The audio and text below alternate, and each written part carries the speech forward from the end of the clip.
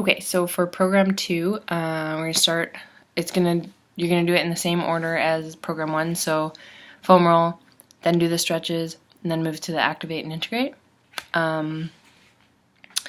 So for this one, we're gonna start with gastroc and soleus. Again, those are just your calves. So calves. Cool. I think we did this in the last one. Bicep femoris, hamstring. So same thing, start at your knee, then just move towards your hip. TFL and IT bend. So what you're going to do for that is your TFL is basically just right here.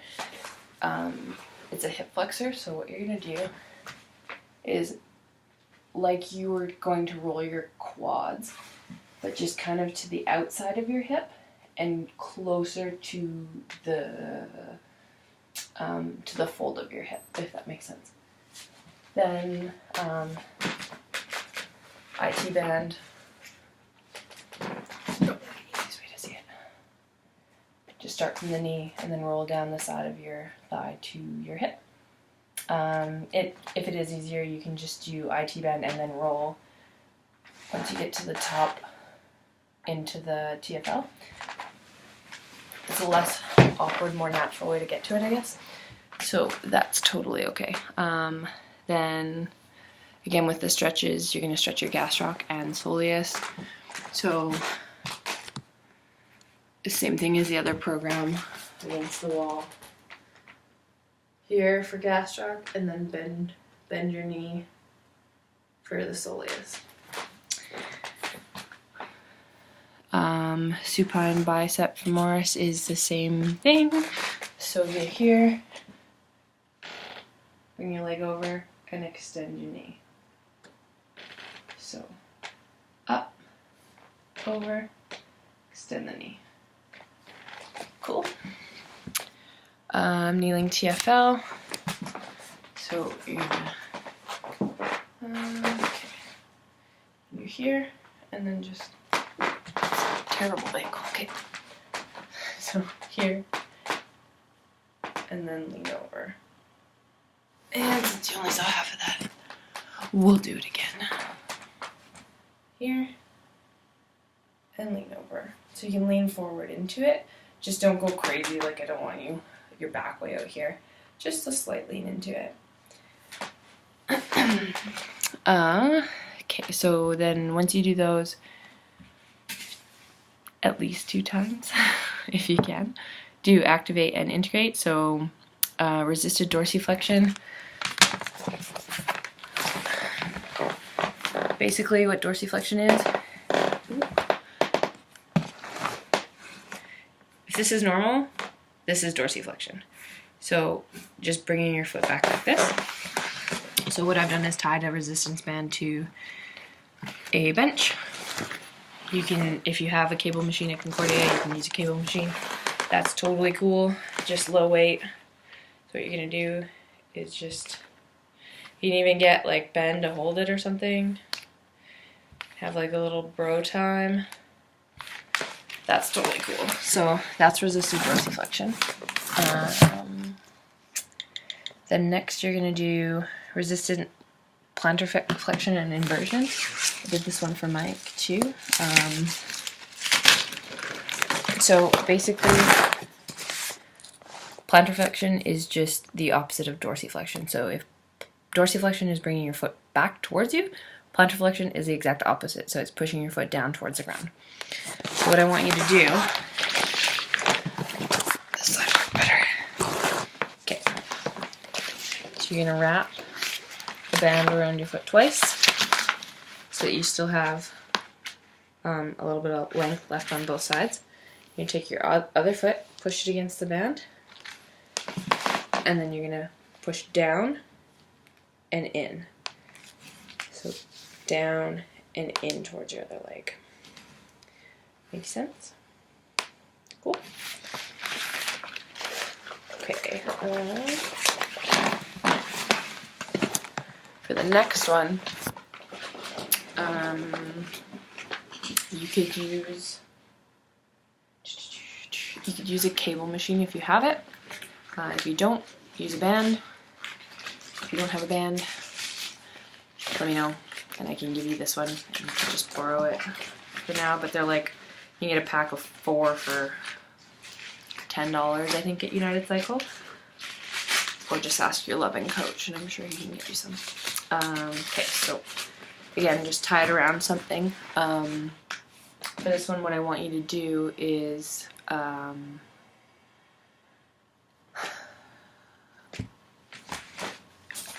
another quick lesson. So internal rotation just basically means this.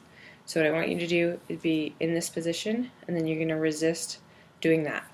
So to make sense of this, you're going to put your foot in the band. So if you're in line with whatever you've tied it to, if that makes sense. So you're totally straight. You're going to internally rotate your hip and try and flex your knee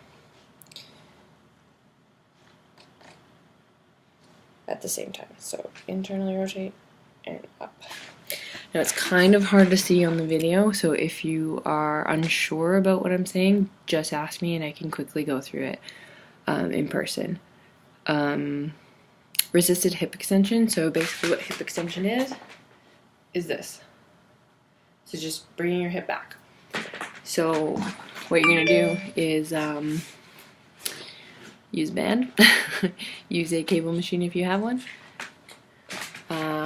Same kind of thing, so you're going to stick your foot in the band and then just try and pull back, basically, is all I want you to do. Cool. Single leg balance and reach, I went through this with Mike. This might be, actually, you had better balance than Mike, so this might be a little bit easier for you. And you can progress this if you're really not finding this challenging at all. What you can do is stand on like a Bozu ball or something to make yourself a little bit less stable. If you're still finding that really not challenging, shut your eyes. I'm not kidding, it's funny.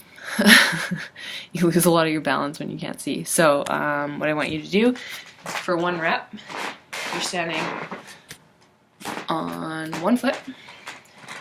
You reach forward, to the side, back. That's 1 rep. Forward, side, back. What I don't want to see is this. Don't do it fast. I want you to do it slowly and controlled. That's how I want you to do it. Wall jumps. So I was gonna get you to do one for me and then you pulled your hamstring. So I'm pretty confident in your ability. I don't think that you need to do step-ups or a ball squat as kind of a regression. I think that you'll be fine doing wall jumps. Basically what wall jumps are just little tiny jumps against a wall. So you're just going to find a wall, you're going to squat and jump. I don't want to hit my elbow in the squat, jump. I want you, so this is kind of the same thing as the squat. I want to focus on your form. So what that means is I want you to focus on your landing and make sure that when you land, your feet are pointed forwards, they're shoulder width apart, your knees bend, your hips bend, to absorb the shock of the jump. You're not jumping super hard, so don't go crazy. It's just a tiny little jump. So basically that's it. If you're not comfortable with doing that, do a step up, which is basically just find something. You could probably do it on a stair. There might be plyo boxes in your gym at Concordia, I'm not sure. You do it on a chair. As long as your knee and hip are at 90 when you go to step on it, that's fine. That's kind of the height that I'm looking for. And what I want you to do is try and push off using your quads. So when you step up, the foot that is on the box, I want you to drive through the heel of that foot to get you onto the box instead of pushing off with your back foot. Kind of makes sense? So like, for an example, when you do a lunge, most people want to push off with this leg and kick themselves up that way. But what I want is you to come up through here and not use, that was a terrible example.